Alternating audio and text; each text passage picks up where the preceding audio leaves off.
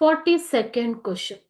My son is not dumb, sir. ನನ್ನ ಮಗ ಮೂಗನಲ್ಲ. His hearing is a little bad. He is under treatment and will soon be fine. ನೋಡಿ ಇಲ್ಲಿ ತಂದೆ ಹೇಳ್ತಾ ಇರೋದು ನನ್ನ ಮಗ ಮೂಗನಲ್ಲ ಮತ್ತು ಆತನ ಕಿವಿ ಕೇಳುವುದು ಶಕ್ತಿ ಸ್ವಲ್ಪ ಕಡಿಮೆ ಇದೆ ಅಷ್ಟೇ. ಆತ ಚಿಕಿತ್ಸೆ ಪಡೆದುಕೊಳ್ತಾ ಇದ್ದಾನೆ ಮತ್ತು ಆದಷ್ಟು ಬೇಗ ಹುಷಾರಾಗ್ತಾನೆ ಅಂತ ತಂದೆ ಹೇಳ್ತಾ ಇದ್ದಾರೆ.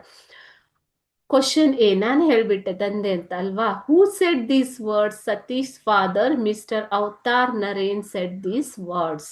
ಯಾರು ಹೇಳಿರೋದು ಇದನ್ನ? ಸತೀಶನ ತಂದೆ ಮಿಸ್ಟರ್ ಅವತಾರ್ ನರೇನ್ ಅವರು ಹೇಳಿರೋವಂಥದ್ದು. B, who did he say this to? ಯಾರಿಗೆ ಹೇಳಿದ್ರು ಹಾಗಾದ್ರೆ ಇದನ್ನ? ಯಾರಿಗೆ ಹೇಳಿದ್ದು? He said this to school head master. School head ಮಾಸ್ಟರ್ಗೆ, ಮುಖ್ಯೋಪಾಧ್ಯಾಯರಿಗೆ ಹೇಳಿರೋವಂಥದ್ದು.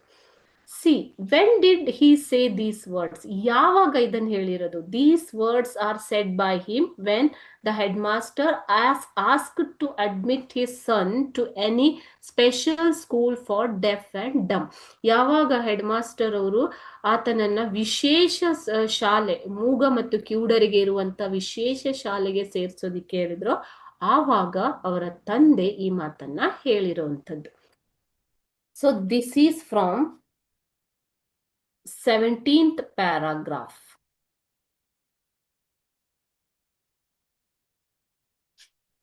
Okay.